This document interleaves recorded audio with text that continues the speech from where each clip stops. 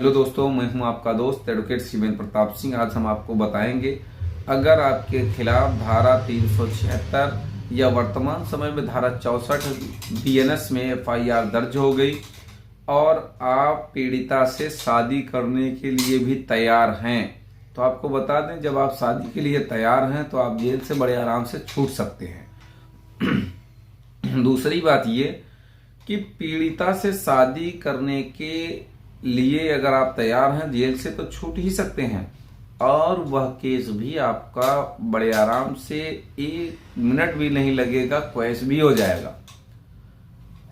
अब मान लिया जाए कि कोई इस तरह के सवालों में या इस तरह के रियायतों में, इस तरह के विवाद में यहाँ तक की स्थिति उनकी आ गई कि वो जेल भी गए, पीड़िता से शादी भी कर लिए आके, और केस समाप्त होने के कगार पे है, ये समाप्त तो हो भी गया। लेकिन पीड़िता का भी ये सवाल है कि मैंने इससे शादी तो कर ली, लेकिन अब विवाद ये बढ़ाता जा रहा है, अब मुझे घर से भगा रहा है, ये कर रहा है, वो कर रहा है, मारपीट करता है, टॉर्चर करता है, तमाम चीजें। तो देखिए, पीड़िता के लिए तो और रास्ते अच्छे हो गए।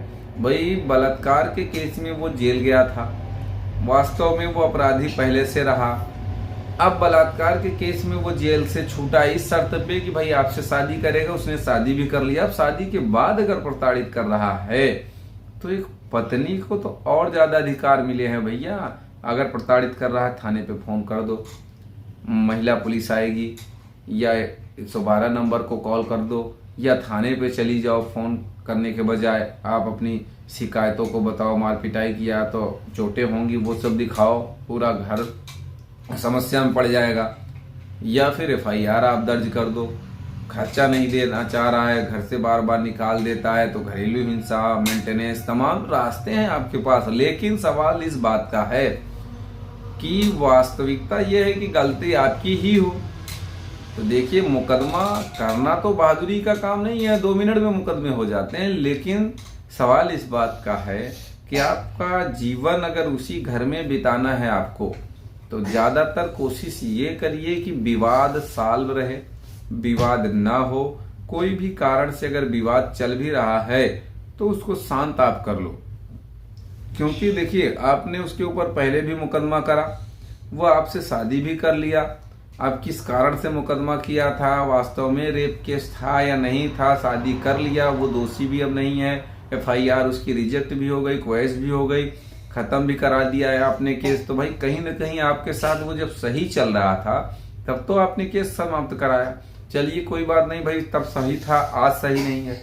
तो अगर तब सही था, आज सही नहीं है, तो आज भी आपके पास ऐसे हथकंडे हैं, ऐसे केसेस हैं जिनके तहत आप उसको सुधार सकते हैं या बैठकर बात कर सकते हैं। देखो, अभी तक सिर्फ एक केस था, रेप केस था, तो तुम इतने आफत में पड़ गए थे।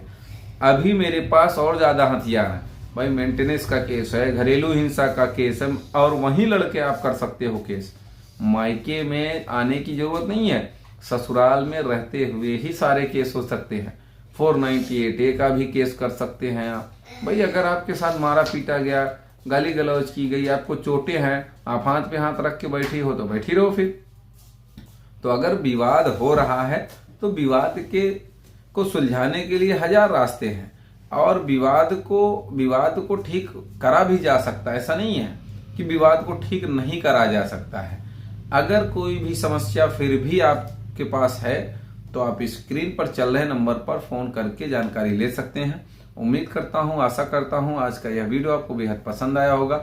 अगर वीडियो पसंद आया तो वीडियो को लाइक करें, शेयर करें। यूट्यूब चैनल SP 72 कानून प्रयागराज को जरूर सब्सक्राइब करें। कोई सवाल शेष रह गया है तो स्क्रीन पर चल रहे नंबर पर फोन करके भी आप जानकारी ले सकते हैं, या फिर कमेंट बॉक्स में कमेंट करके अपने सवालों के जवाब ले सकते हैं।